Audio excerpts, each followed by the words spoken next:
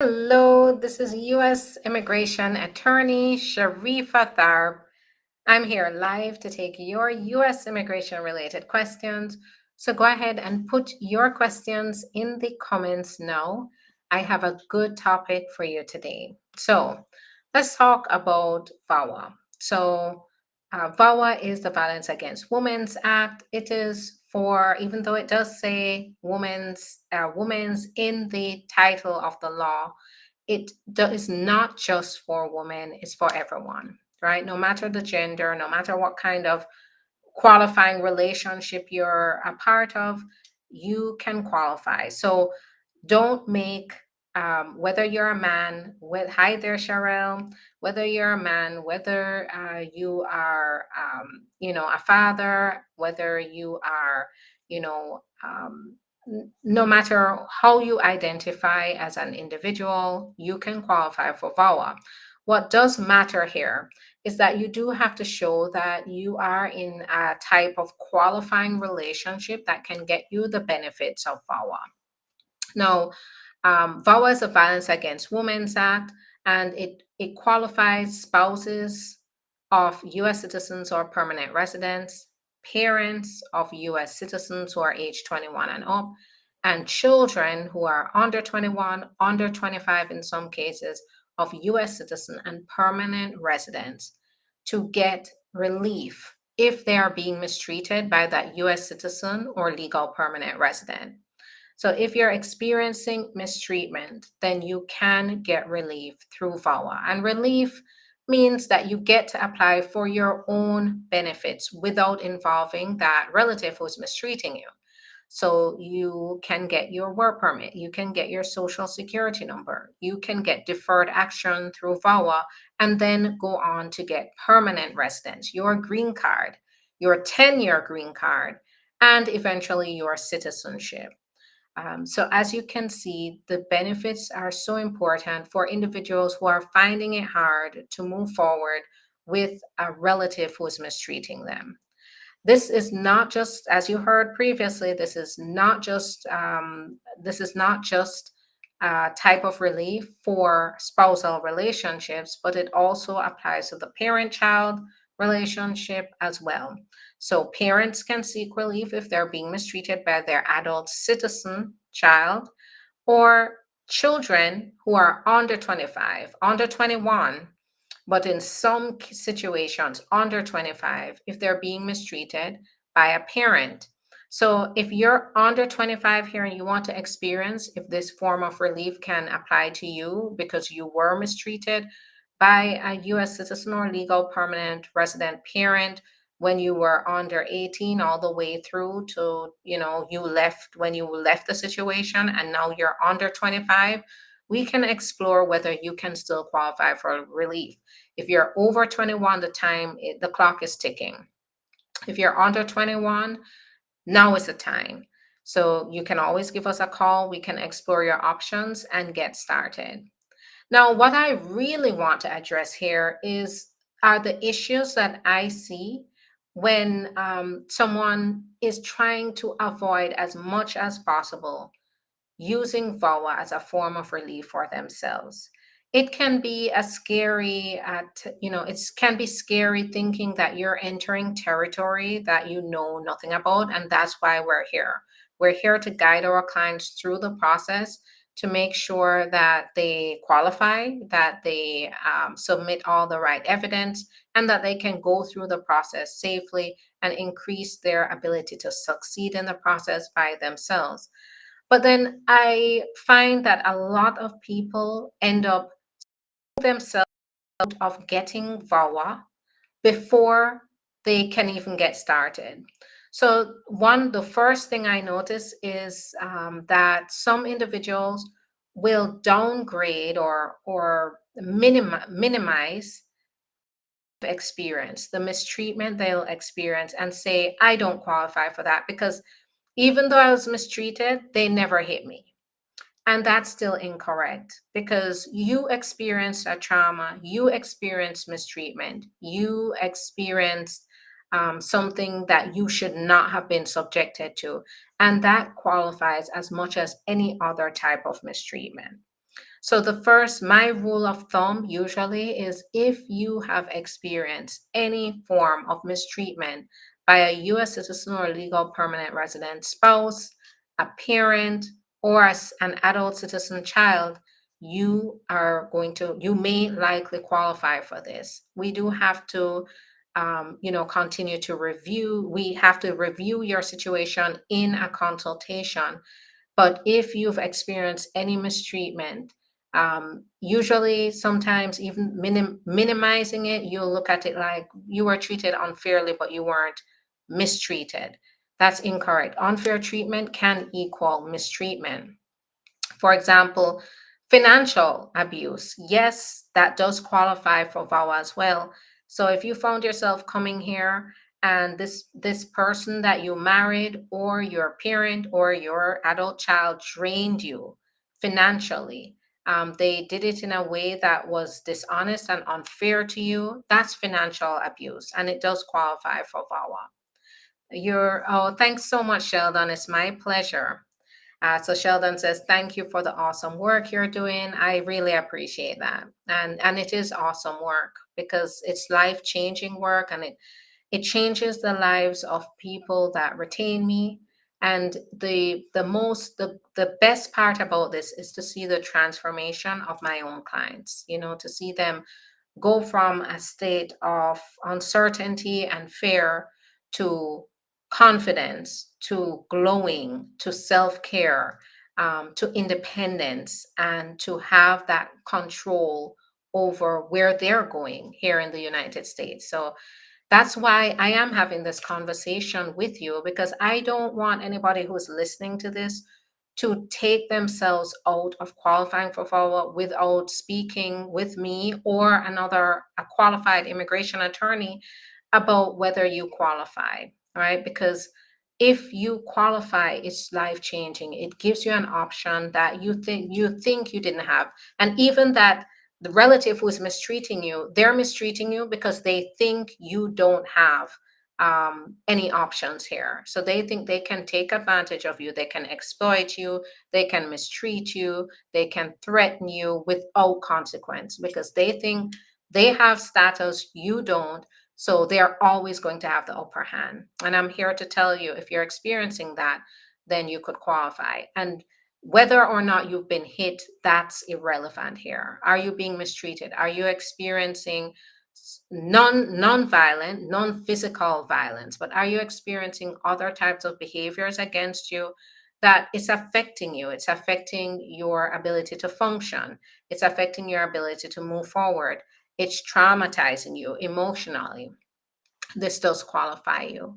So that's one reason that I see a lot of people end up taking themselves out of qualifying. They'll convince themselves, oh my, and I find that this, unfortunately, this happens a lot, even with people. My clients majority of them are from the Caribbean, they're from Jamaica, and they're from Guyana, they're from Trinidad.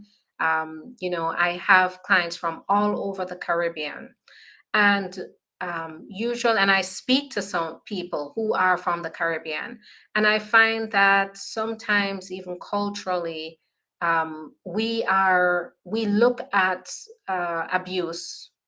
We're misinformed about what abuse is, and in our cultures, if they never physically hit you, then it's not abuse, right? And it is forming, it is creating a type of trauma internally, creating scars internally. And so I think we also need to change our perspective and then also reduce our tolerance for behavior like that. If someone is treating you a certain way because they feel like they have this advantage to do that, it's abusive, right? So you don't have to be physically hit or subjected to even threats of physical violence to still be abused or mistreated, and or subjected to extreme cruelty. And so that's the other thing, is that people will say, "Oh, I didn't get physically hit, or they didn't threaten me, as in threaten to hit me."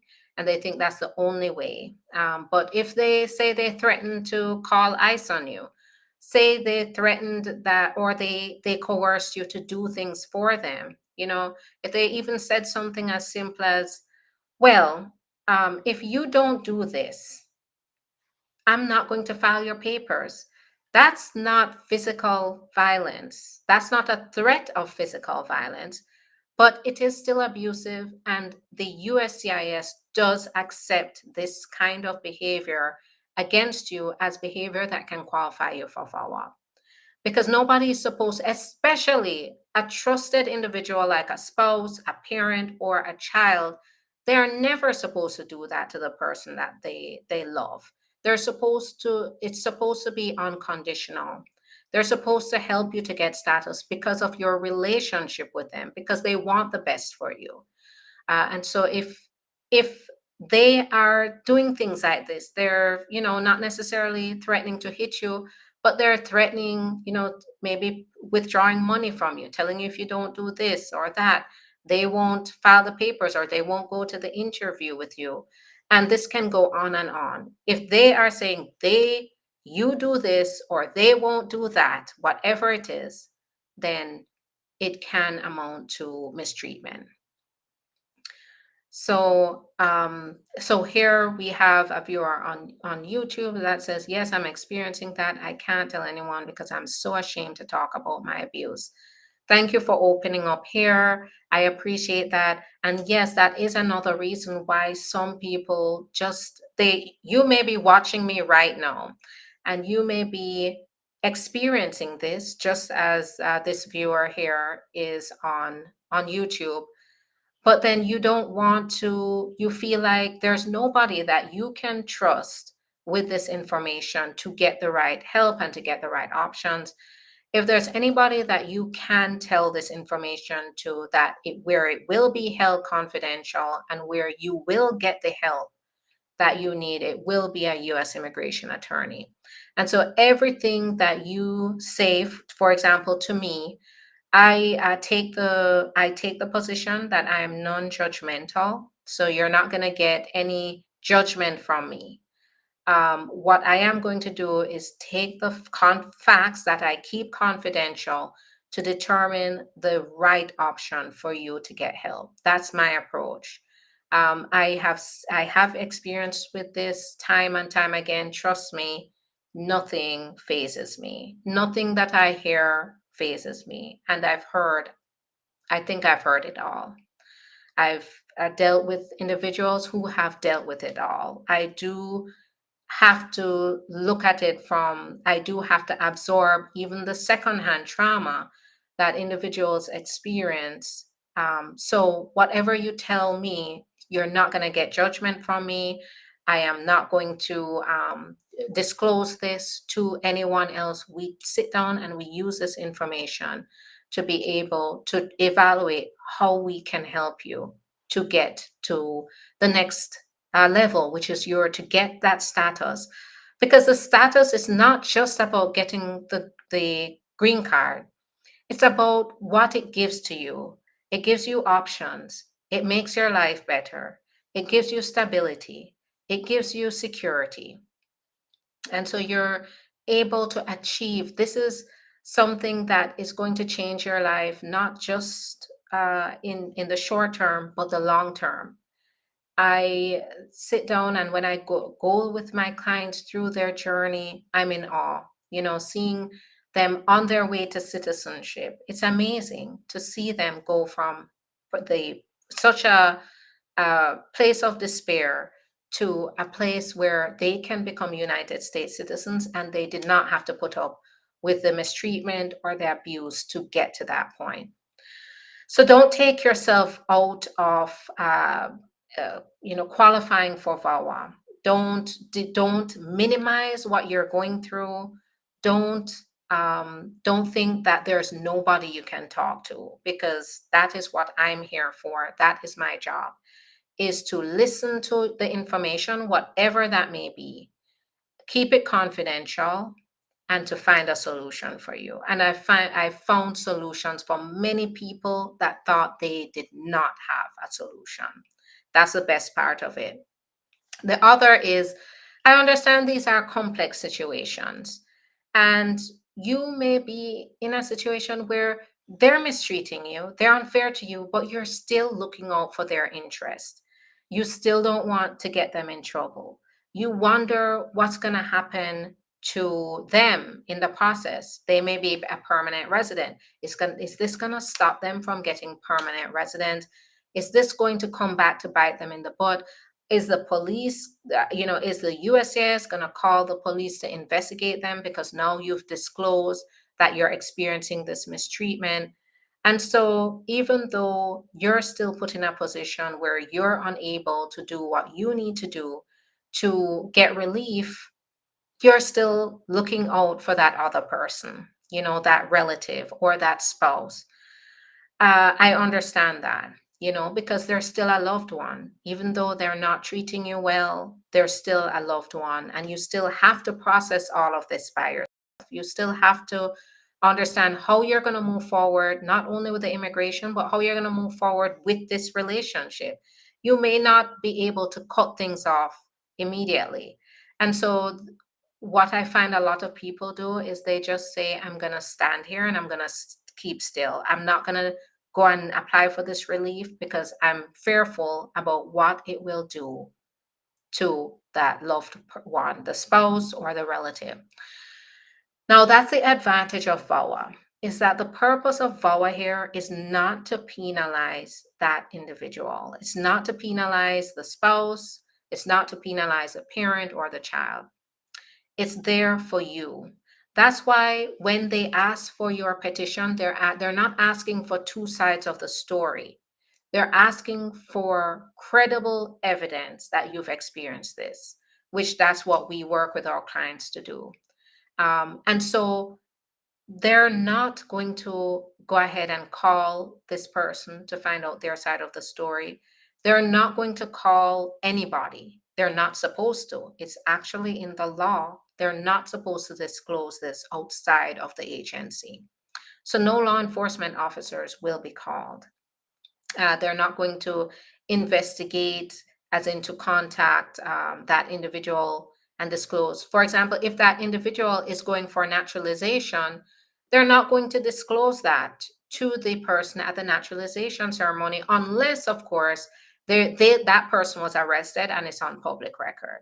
So, for example, if that person was arrested, now it's on record, and they want to get to the bottom of their arrest record, then sure, because now it's in the open. But if the sole source of information about mistreatment is coming from you, they are not going to take this information and lay it all out on the table for this person to defend themselves at the naturalization ceremony.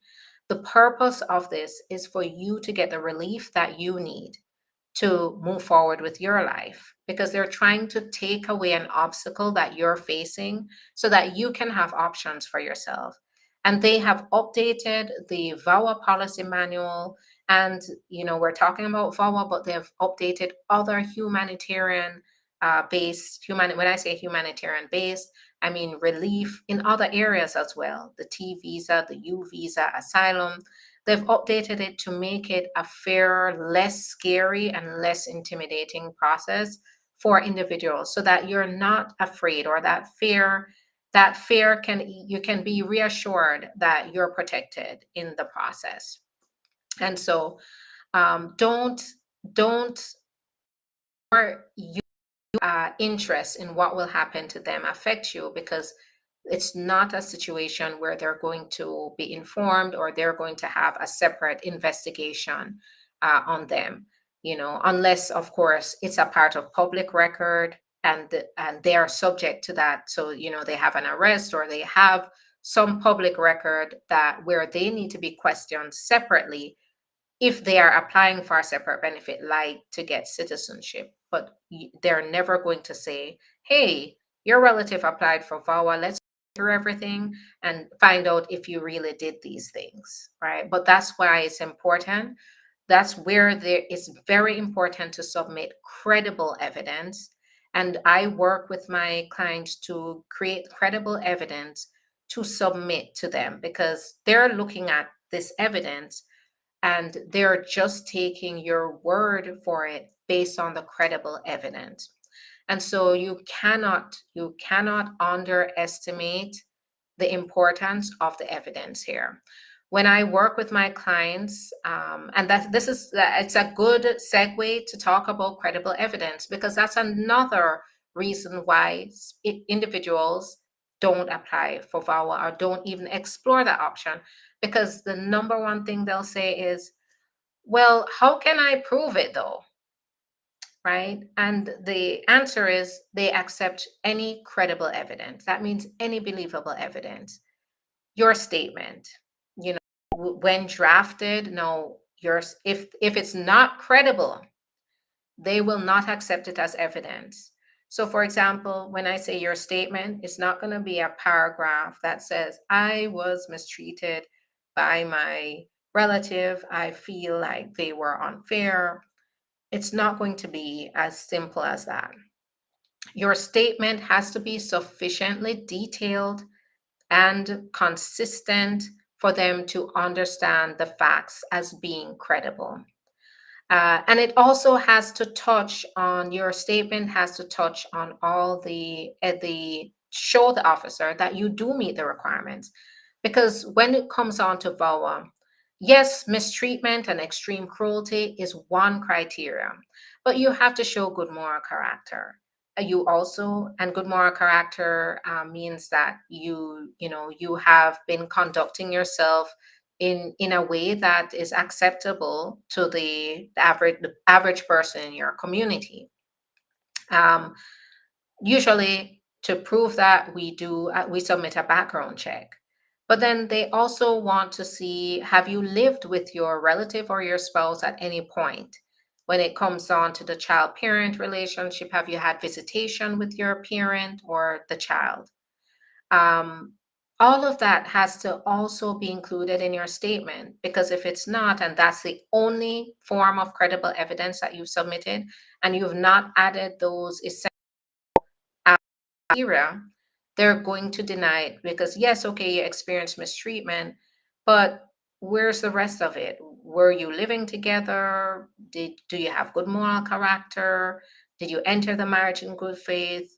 So the statement here can be accepted as credible evidence. And if there's nothing else, because that does happen in situations where there is this unbalanced power dynamic, and one person, the immigrant, is experiencing the mistreatment, you usually find that they have very little even evidence of the relationship. They may have some pictures, but this US citizen or legal permanent resident, they don't have allow you access to the joint lease. They don't allow you access to the joint bank account. They don't allow you to drive, or they have tight controls over you to make sure that you can't access anything. In that process, it makes it a little more challenging to establish that you entered the marriage in good faith, but it does not mean that you can't prove it. And we do, these are things, these are things we talk about on a case by case basis when we're formulating a case plan for our clients. So, credible, don't think about the evidence. All I want you to think about is this happening to me now? And if it's happening now, then get help. And I'm here to help. You can always call the office and schedule your appointment. Get on my schedule so we can get started right away to figure out a solution for you. So another is the fear of retaliation. So, you may feel like if you go ahead and apply and then it gets out, or, mail comes to your address, then you are going to face retaliation from this relative, rightfully so. That is definitely a valid concern. And that is something we make sure we address when we're representing each client. What's their living situation like? If you're currently living with the relative or the spouse, we of course know that the common practice is that there's a safe address. For any type of application like this, so for VAWA specifically, they have a safe address. So they are always going to send your mail to me as a safe address.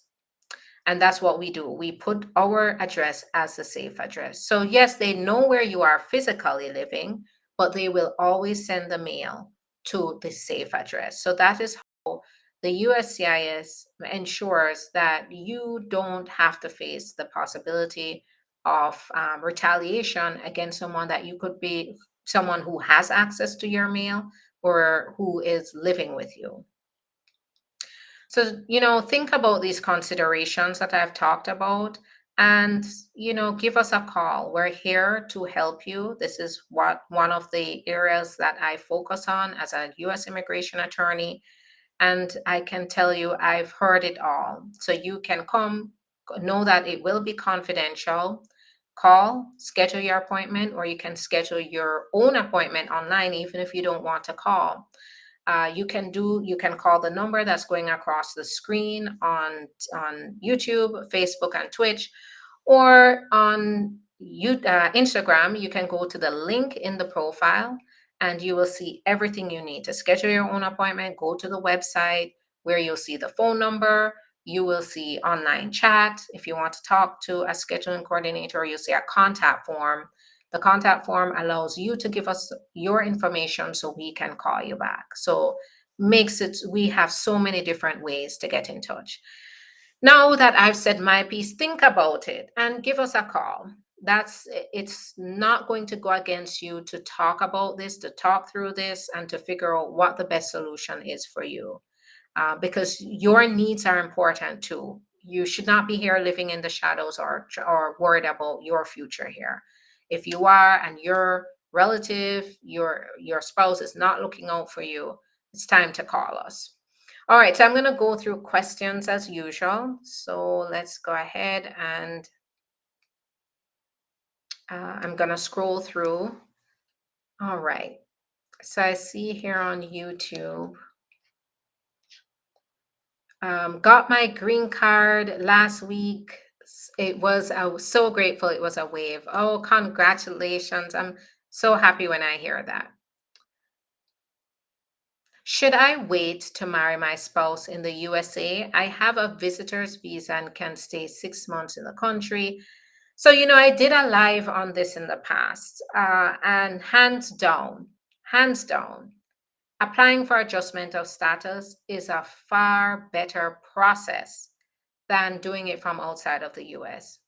Now, you're not supposed to be packing up your stuff, selling everything in your country, and then walking through the airport saying, oh my gosh, as soon as I get here to the US, I'm going to file my papers.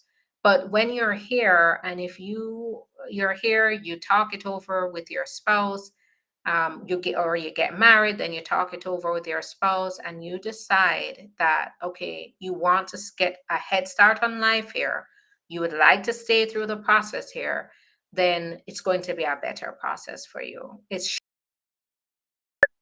a shorter. So so far the shortest I've seen is 5 months from beginning to end.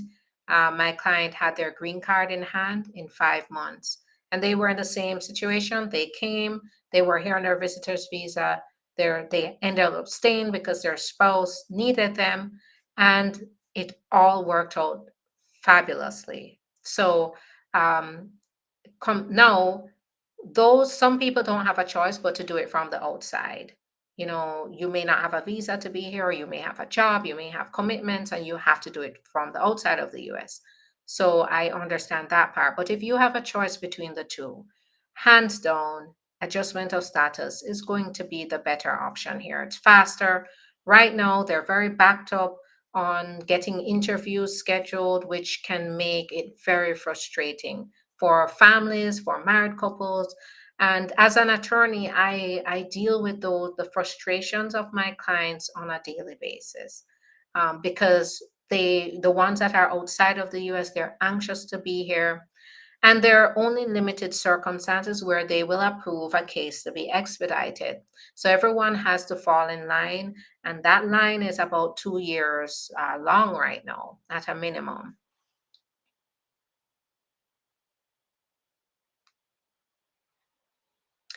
All right. So we were dating since 11 months, got married 1.5 months ago, and she has been destroying my life. I'm so sorry. I had to move to stay with my brother. Do you think 1.5 months will be eligible to apply for VAWA?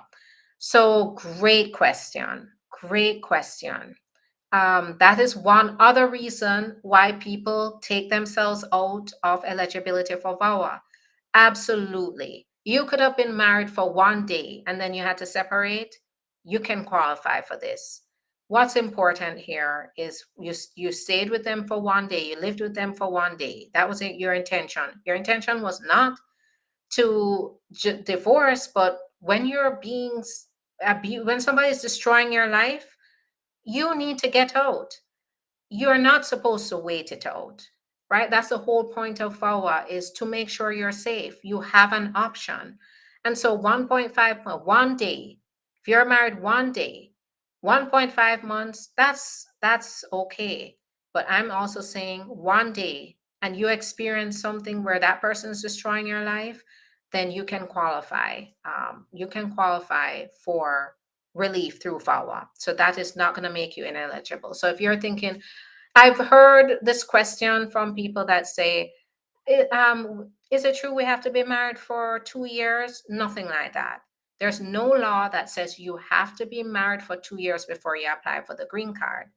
Now, and let's talk about VAWA. We'll keep it at VAWA. There's nothing that says you have to be married for 2 years. There's no law that says the length of time you have to be married to qualify for VAWA. You just have to be married to show that you are married. So thanks for raising that.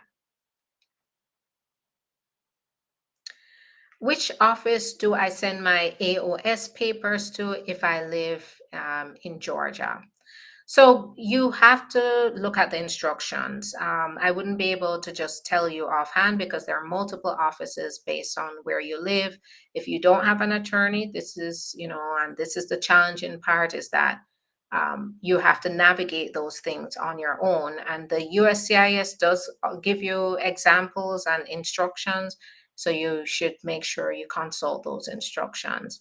Now, I see here you have to wait 90 days. So this is in regards to the question about should you come to the US and get married? And that's a good point here, is that there is what's called a 90-day rule. So you can't be walking through the airport saying, I'm going to file my papers tomorrow. Anytime you come into the country with a visa and you get married, you get a job, you work, which you're not supposed to work on your visitor's visa, or you file any kind of immigration papers, to get a green card, they can turn around and say, when you were entering the country, you had the intention. You were misleading the officer. When you came in, you weren't meaning to stay temporarily, you were meaning to stay permanently, and that can cause problems. It can cause you to be charged with misrepresentation. So there's always that 90-day rule that you have to also pay attention to. All right, so let's see. I'm going to go through. Thanks for all your questions on YouTube. Those were great, great questions. Uh,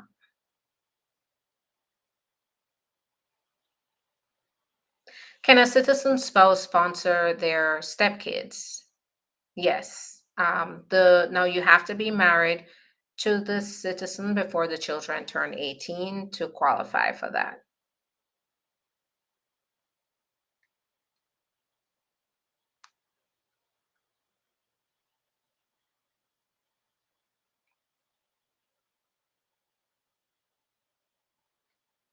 I'm just scrolling through. How soon after biometrics does your work authorization get approved? So it's up and down. There's no way to tell. And it depends on, what you're applying for the work permit under. VAWA is 6 to 12 months. Employment base could be 3 to 6 months. And then when it comes on to marriage or family base, you could be saying 3 to 6 months. The shortest I've seen is 2 weeks. Can you file for VAWA without any supporting documents from your spouse? I wouldn't say it like this. You definitely need documents. So when I'm filing my VAWA petitions, you know, we have to have documents, but the kinds of documents we provide is what's important here. You do definitely have to have evidence, credible evidence. So no, you can't just submit a VAWA without supporting evidence, but supporting evidence could be your statement, it could be a declaration. So that's where we brainstorm with our clients. We come up with a case plan because we want to make sure that we create a strong case, and it really is one size doesn't fit all. So go ahead, give us a call, and we can represent you through the process. How long after adopting children from Jamaica can you file? So you do have to go through a process, right? So if you formally adopt the children, you do have to show that you have lived with them, you've had full physical and legal custody of your children for 2 years, that you've resided with them for 2 years. So what often happens is, say you're a family